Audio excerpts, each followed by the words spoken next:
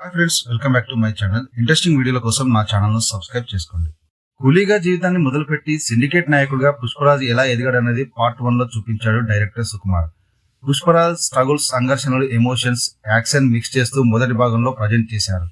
పుష్ప 2 మాత్రం అందుకు భిన్నంగా ఫక్తు కమర్షియల్ యాక్షన్ మూవీలో నడిపించారు సుకుమార్.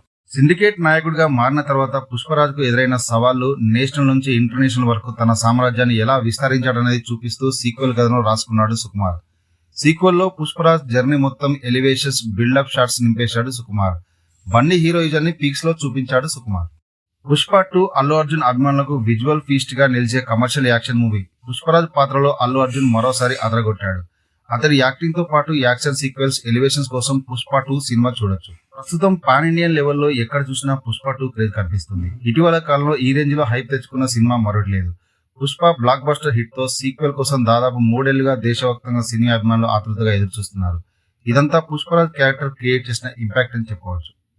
పుష్పరాజ్ ఎర్రచందనం సిండికేట్ సామ్రాజ్యానికి తిరుగులేని నాయకుడిగా మారతాడు. తనకంటూ సొంతంగా ఒక పెద్ద సామ్రాజ్యాన్ని ఏర్పాటు చేసుకుంటారు.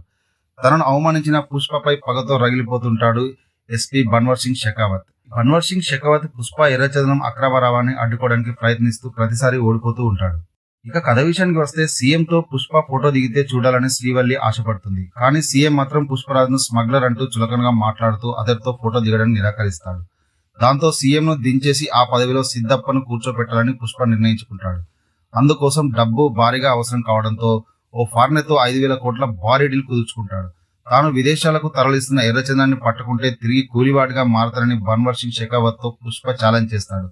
ఆ తర్వాత ఏమైంది అనేది వెండితెరపై చూడాల్సిందే. బాక్సాఫీస్ లెక్కలు ఎక్కడ ఆగుతాయో కానీ సినిమా మాత్రం అంచనాలు రీచ్ అయ్యే విధంగా మంచి ట్రీట్ ఇస్తుంది. కొన్ని బలహీనతలు ఉన్నాయి, కానీ అల్లు అర్జున్ పీక్ పర్ఫార్మెన్స్, తనపై ఎలివేషన్స్, తనపై ఎమోషన్స్ ప్రతి ఒక్కటి డిఫరెంట్ గా ఆడియన్స్ తో ఎగ్జైట్ అయ్యేలా చేస్తాయి. సినిమా మొత్తానికి మళ్ళీ మ్యాసివ్ ట్రీట్ ని అంతకుమించి అందిస్తుంది. సో థియేటర్లో ఎంజాయ్ చేయండి.